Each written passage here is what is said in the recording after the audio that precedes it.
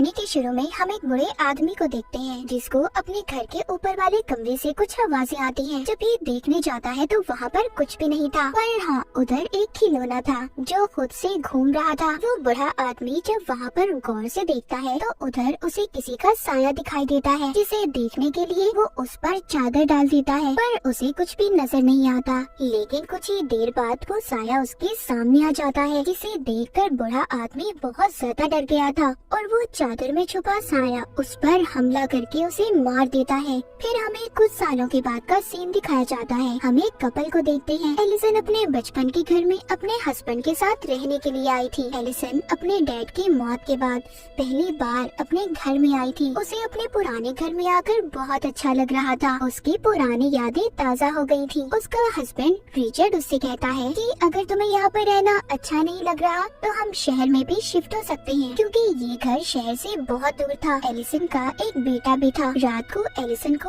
अजीबोगरीब सपने आ रहे थे, जिस वजह से वो स्लीप पैरालिसिस में चली गई थी। मतलब वो नींद में तो नहीं थी, पर वो अपने जिस्म को भी नहीं हिला पा रही थी। असल में ये उसके बचपन की बीमारी थी। उसका हस्बैंड उसे शांत करता है। बचपन में उसके डैड उसे इस बीमारी से निकाला करते थे। एलिसन को ये बात समझ नहीं आई थी कि ये उसकी कोई बीमारी है या उसके साथ कुछ वाकई अजीब है, क्योंकि जब भी वो ऐसी हालत में होती थी तो एक औरत उसको दूर खड़ी दिखाई देती थी जो सिर्फ उसी को देखती रहती थी। बचपन में भी उसके साथ बिल्कुल ऐसा ही होता था। उसके डैड उसको समझाते थे कि इसमें कुछ हकीकत नहीं है, ये सिर्फ तुम्हारा वहम है और कुछ नहीं। और जब उसके डैड उसको सुलाकर चले जाते थे, इसको दोबारा से वही डरावने सपने आते थे। अब खैर सुबह को रिचर्ड जब ऑफिस जाने के लिए तैयार हो रहा था, तभी एलिसन टीवी में एक पैरानॉर्मल इन्वेस्टिगेटर को देखती है जो बता रहा था कि कैसे उसने एक आत्मा से बात करके इंसान की लाश को ढूंढ लिया है। उसे देखकर एलिसन भी मन ही मन सोचती है कि उसे भी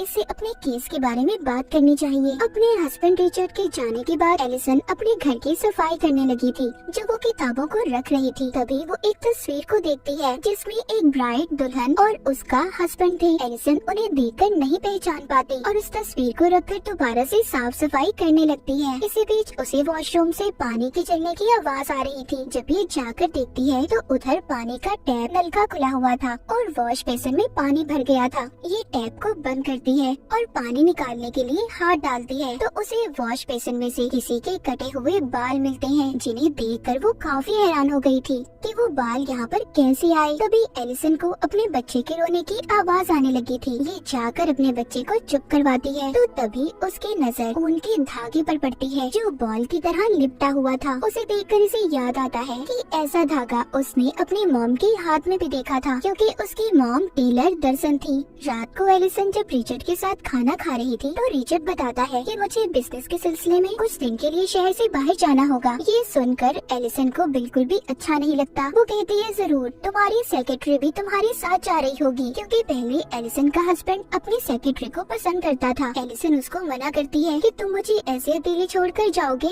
जिस पर वो कहता है बात समझने की कोशिश करो एलिसन, अगर मैं नहीं गया मुझे जॉब से निकाल दिया जाएगा। पर एलिसन को गुस्सा था कि रिचर्ड अपनी सेक्रेटरी के साथ जा रहा है, जिस पर रिचर्ड उससे कहता है कि वो उसकी जॉब है, तुम समझने की कोशिश करो, मैं सिर्फ तुमसे प्यार करता हूँ, मुझ पर ऐसे शक मत करो। एलिसन अब बिना कुछ कहे ही अपने कमरे में चली जाती है। तभी उसे अपने सामने घूमता हुआ खिलौना दिखाई देता है। उसको देखकर एलिसन को अपने बचपन की याद आ गई थी कि कैसे ऐसे ही बचपन में ये इसके सामने आ गया था। जब इसने इस खिलौने का पीछा किया तो इसकी मॉम ने इसे स्टोर रूम में बंद कर दिया। जब सुबह हुई तो इसके डैड ने इसे बाहर निकाला था। एलिसन जख्मी हालत में बाहर निकली थी। इसके बाद इसके डैड ने ये फैसला किया था कि वो इसे किसी दूसरी फैमिली को दे देंगे, क्योंकि एलिसन अपने ही घर में महफूज नहीं थी। पर उस वक्त एलिसन ने अपने घर में एक प्रीस्ट को भी देखा था जो कमरे में बैठा मंत्र पढ़ रहा था। तब से एलिसन बाहर रहने लगी थी और अब बहुत सालों बाद ये अपने पुराने घर में आई थी।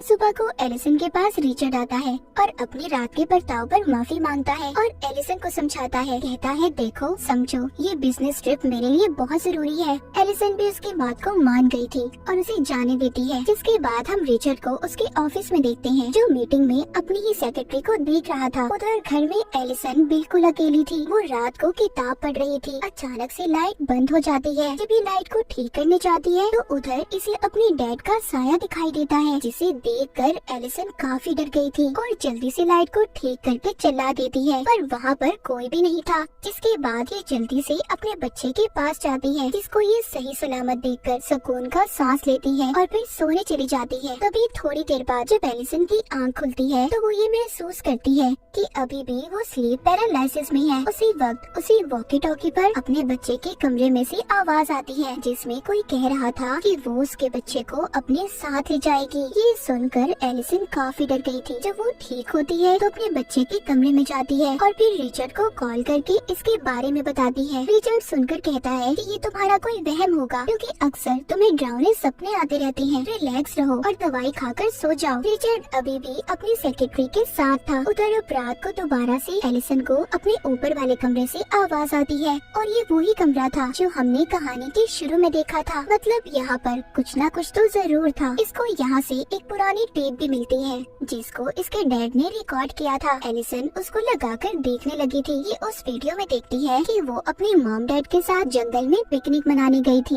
पर साथ ही एक और वो अपनी मॉम की वीडियो देखती है जिसमें उसकी मॉम अजीब सी हरकतें करती हुई दिखाई दे रही थी और उसके डैड ने प्रीस्ट को बुलाया था। ये सब देखकर एलिसन को समझ नहीं आ रहा था कि उसकी मॉम को हुआ क्या था, क्योंकि आज तक उसके डैड ने इस बारे में नहीं बताया था। अब एलिसन किसी तरह उस प्रीस्ट का पता करती है जिसको इसने वीडियो में देखा था और उससे मिलने जाती है। प्रीस्ट उससे पूछता है कि तुम कौन हो। वो बताती है कि आज से कुछ साल पहले मेरे डैड ने तुमसे मदद मांगी थी। मैं उन्हीं की बेटी हूँ। मेरी मॉम को ठीक करने के लिए मुझे जानना है कि आखिर मेरी मॉम को हुआ क्या था, वो क्यों अजीब अजीब हरकतें करती थी। प्रीस्ट कहता है सॉरी, मैं इस बारे में तुम्हारी कोई मदद नहीं कर सकता और ना कुछ बता सकता हूँ। एलिसन कहती है मुझे उस घर में किसी के होने का एहसास होता है, पर प्रीस्ट फिर भी उसकी नहीं सुनता और उसके मुंह पर ही दरवाजा बंद कर देता है। पर फिर उसी दिन प्रीस्ट एलिसन के घर खुद ही आ गया था। एलिसन पूछती है मेरा अब भी यही सवाल है, मेरी मॉम को क्या हुआ था। प्रीस्ट बताता है तुम्हारी मॉम पर किसी बुरी आत्मा का असर था। उसने तुम्हारी मॉम को अपने काबू में कर लिया था और तुम्हारे डैड ने तुम्हें दूसरी फैमिली को इसलिए दिया था, वो तुम्हें महफूज रखना चाहते थे। तुम्हारी मॉम के अंदर जो आत्मा थी वो बहुत खतरनाक थी। उस पर कोई भी मंत्र असर नहीं कर रहा था, इसीलिए उनका गला काट कर हमें तुम्हारी मॉम को मारना पड़ा। इसके बाद तुम्हारे डैड को लगा कि वो आत्मा चली गई है, पर वो इसी घर में मौजूद थी। ये सुनकर एलिसन डर जाती है। वो प्रीस्ट को बताती है कि जब मैं स्लीप पैरालिसिस में होती हूँ तो मुझे कोई नजर आता है। वो प्रीस्ट कहता है ये तुम्हारा कोई वहम नहीं है, बल्कि ये हकीकत है, क्योंकि वही आत्मा अभी भी यहाँ पर मौजूद है जो इस घर से जाना नहीं चाहती। एलिसन पूछती है आखिर उस आत्मा को हमसे चाहिए क्या। प्रीस्ट बताता है कि तुम्हारे नाना की शादी के फौरन बाद ही उनकी वाइफ गायब हो गई थी। फिर उन्होंने दूसरी शादी कर ली जिससे उनके पास 2 बच्चे थे, पर उनमें से सिर्फ तुम्हारी मॉम ही बची थी। जो दूसरी उनकी बहन थी यानी कि तुम्हारी आंटी, उनको वो आत्मा अपने साथ ले गई और वो आत्मा कोई और नहीं बल्कि तुम्हारी पहली नानी है जो अपने बच्चे को लेने आती है। प्रीस्ट किस बच्चे की बात कर रहा था ये हमें कहानी में आगे जाकर पता चलेगा। एलिसन को तभी प्रीस्ट के पीछे वही आत्मा नजर आती है जिससे वो डर कर उठ जाती है। वो प्रीस्ट से पूछती है इस आत्मा को यहाँ से कैसे बाहर निकाला जा सकता है। वो बताता है कि इसके लिए उसकी सभी चीजें जो उससे जुड़ी हुई हैं, हमें उन्हें जलाना होगा। तभी वहाँ पर रिचर्ड भी आ गया था जो इन दोनों की बातों को सुन लेता है और उसे बेहद गुस्सा आता है। वो प्रीस्ट को जाने का कहता है क्योंकि रिचर्ड इन सब बातों पर यकीन नहीं करता था। उसे लग रहा था कि प्रीस्ट एलिसन को झूठी बातों में फंसा रहा है। इसके बाद प्रीस्ट उसके घर से चला गया था। तभी रास्ते में अचानक से उसकी गाड़ी बंद हो जाती है और उसके सामने वही आत्मा आ जाती है जो ब्राइड बनी हुई थी। ये वही ब्राइड दुल्हन थी जिसकी तस्वीर एलिसन ने भी देखी थी। असल में वो यहाँ पर आकर प्रीस्ट को डराना चाहती थी। तभी प्रीस्ट दुआ करता है और मंत्र बोलने लगता है, जिस दौरान उसकी गाड़ी का दरवाजा खुलता है। उसे वो फौरन बंद करता है, मगर फिर से वो दरवाजा खुल गया था। अब प्रीस्ट काफी ज्यादा डर गया था, लेकिन तभी अचानक से वो आत्मा उस पर हमला करके उसे मार देती है। उधर एलिसन अपने कमरे में अब अपने बच्चे को भी ले आई थी। उसे तभी नीचे से आवाज आती है। ये प्रीस्ट को जाता हुआ देखती है। अजीब था ना, प्रीस्ट तो मर गया था, तो फिर ये कौन था। जब एलिसन उसके पीछे जाती है तो वही वो आत्मा उसे नजर आती है और उसे अपने साथ ले जाने लगी थी। इस दौरान रिचर्ड जब उसके पास आता है तो आत्मा वहाँ से चली गई थी। जब ये दोनों कमरे में आते हैं तो इन्हें पता चलता है कि वो आत्मा अब इनके बच्चे को अपने साथ ले गई है। अब रिचर्ड पुलिस को बुलाता है अपने बच्चे को ढूंढने के लिए। उधर एलिसन भी ये जानती थी कि उसके बच्चे को एक आत्मा लेकर गई है जिसे पुलिस नहीं ढूंढ सकती। ये अब उसे पैरानॉर्मल इन्वेस्टिगेटर प्रीस्ट को कॉल करती है, जिसको इसने पहले टीवी पर देखा था। ये एलिसन के बुलाने से उसके घर पर आता है और उन्हें एक जादुई क्रिस्टल बॉल दिखाता है। वो बताता है जब भी कोई आत्मा, कोई बुरी शक्ति इसके पास होती है, इसका रंग बदल जाता है और तभी इससे पता चलता है कि वहाँ पर कोई बुरी शक्ति है या नहीं। जब ये प्रीस्ट एलिसन के कमरे को देखता है तो उसे पता चलता है कि उसके बच्चे को सच में कोई आत्मा लेकर गई है।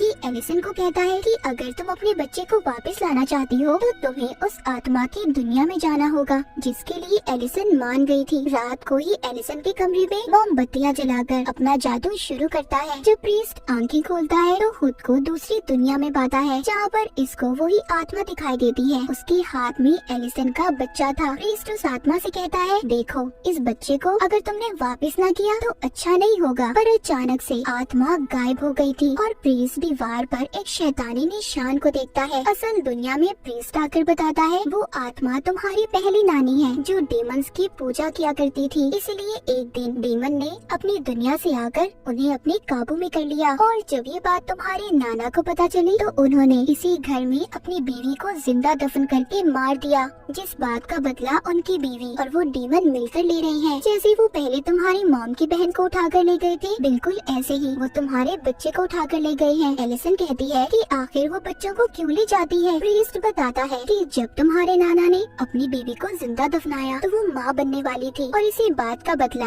वो इस फैमिली के बच्चों को उठाकर पूरा कर रही है। रिचर्ड भी सभी बातें सुनकर परेशान हो गया था। वो प्रीस्ट से पूछता है अब हमें क्या करना होगा, हम अपने बच्चे को कैसे वापस ला सकते हैं। प्रीस्ट कहता है उस आत्मा की दुनिया में जाकर उससे लड़कर, और एलिसन ही इस काम को कर सकती है क्योंकि एक माँ की ताकत ही अपने बच्चे को बचा सकती है। ये कमरे में अब एलिसन को लिटा देते हैं और उसे लंबे लंबे सांस लेने का कहते हैं। ऐसा करते ही एलिसन दूसरी दुनिया में पहुंच गई थी, जहाँ पर खुद वो एक बॉक्स में बंद पाती है। पर जैसे तैसे वो यहाँ से बाहर आकर अपने बचपन के कमरे में पहुँच गई थी, जहाँ पर ये टीवी देख रही थी। वहीं पर इसकी मॉम इसके पास आती है और इसको दिलासा देकर कहती है सब ठीक हो जाएगा। एलिसन जब ये कहती है कि मैं जानती हूँ ये हकीकत नहीं है, तभी जो इसकी मॉम थी वो असल रूप में आकर उसका गला दबाने लगती है। उधर जो प्रीस्ट था वो रिचर्ड से अपना बैग लाने का कहता है ताकि ये सही वक्त पर एलिसन को उस दुनिया से बाहर निकाल पाए। पर जब रिचर्ड कमरे पे जाता है जहाँ पर वो अपनी सेक्रेटरी को देखता है, पर ये समझ गया था कि ये आत्मा की कोई चाल है, लेकिन उस कमरे का दरवाजा बंद हो जाता है। उसे तभी बाथरूम से आवाज आती है। जब ये देखने जाता है उधर आत्मा ने इसको अपने काबू में कर लिया था। उधर दूसरी दुनिया में एलिसन अपने नाना को देखती है जो रो रहे थे। उसको अपनी असल नानी भी दिखाई देती है जो अपना गला काट लेती है। इधर असल दुनिया में प्रीस्ट रिचर्ड का इंतजार कर रहा था, पर जब वो नहीं आता तो वो खुद ही अब ऊपर जाता है। जब कमरा खोलता है उधर सब अजीब था। रिचर्ड भी उस आत्मा के कब्जे में था। ये जल्दी से अपना बैग लेता है और दरवाजा बंद करके एलिसन के पास जाता है। अपनी चीजें निकालकर जादू करके आत्मा को एलिसन से दूर रहने का कहता है। इससे वो आत्मा उससे दूर तो हो गई थी। उधर आत्मा की दुनिया में एलिसन अपने नाना की पहली वाइफ को देखती है, यानी कि उसी आत्मा को जो अब तक इनके पीछे पड़ी थी। फिर एलिसन को अपने डैड मिलते हैं जो कह रहे थे इधर ही रुक जाओ, पर एलिसन कहती है नहीं, मैं यहाँ पर सिर्फ अपने बेटे को लेने आई हूँ। उसके डैडी को आगे का रास्ता बताते हैं और कहते हैं अपना ख्याल रखना। जब ये आगे जाती है तो अपने नाना को देखती है जो अपनी वाइफ को ले जा रहे थे और कब्र खोदकर उसे दफना देते हैं। इसकी नानी कह रही थी कि मैं माँ बनने वाली हूँ, मुझे मत मारो, पर वो उसको दफना देते हैं। जब एलिसन ये देखती है तो सोचती है उसका बच्चा उसे यहीं पर मिलेगा। जब ये कब्र खोदती है तो इसे अपना बच्चा मिल गया था। ये अब उसको असल दुनिया में ले जाने की कोशिश कर रही थी। यहाँ पर जब वो असल दुनिया में जाने वाली थी तभी वो आत्मा उसको पकड़ लेती है और अगले ही पल हम देख पाते हैं एलिसन अब अपनी दुनिया में वापस आ गई थी। एलिसन अपनी आंखें खोलते ही कहती है क्या मैं अपने बच्चे को ले आई? प्रीस्ट कहता है नहीं, पर तुमने अच्छी कोशिश की थी। तभी ये बच्चे की आवाज को सुनते हैं। जब ये जाकर देखते हैं तो रिचर्ड अपने बच्चे को खिला रहा था। प्रीस्ट ये देखकर खुश हो गया था कि एलिसन की फैमिली अब पूरी हो चुकी है। कुछ वक्त के बाद दिखाया जाता है कि प्रीस्ट फिर से एलिसन की फैमिली से मिलने आया था। रिचर्ड उसको बताता है कि वो दूसरी जगह पर शिफ्ट हो रहे हैं क्योंकि वो दोबारा से अपनी वाइफ और बच्चे को मुसीबत में नहीं डाल सकता। प्रीस्ट घर के अंदर आकर एलिसन के बच्चे को देखता है पर उसे एलिसन कहीं पर भी नजर नहीं आ रही थी। प्रीस्ट को फिर से किसी के होने का एहसास होता है। वो वही क्रिस्टल बॉल एलिसन के बच्चे को खेलने के लिए देता है। तभी उस बॉल का रंग स्याह हो गया था। प्रीस्ट समझ गया था कि इस घर में बहुत ही खतरनाक ताकत है। तभी एलिसन उधर आती है और प्रीस्ट को कहती है वेलकम है तुम्हारा। उस पर हमला करके उसे मार देती है। जिसके बाद जब रिचर्ड घर में आता है तो वो प्रीस्ट की लाश को देखता है। उसे अपने बेसमेंट से आवाजें भी आ रही थी। जब ये वहाँ पर जाकर देखता है तो डीमन के हाथ में उसका बच्चा था और एलिसन पीछे से आकर इस पर हमला करके इसे मार देती है। असल में उस आत्मा ने एलिसन पर अपना कंट्रोल कब्जा कर लिया था और कोई भी इस घर से ना जा पाए, इसीलिए एलिसन के अंदर आकर सबको मार रही थी। अब आगे एलिसन और उसके बच्चे के साथ ये डेड ब्राइड क्या करेगी और इसी सस्पेंस के साथ ये कहानी यहीं पर खत्म हो जाती है।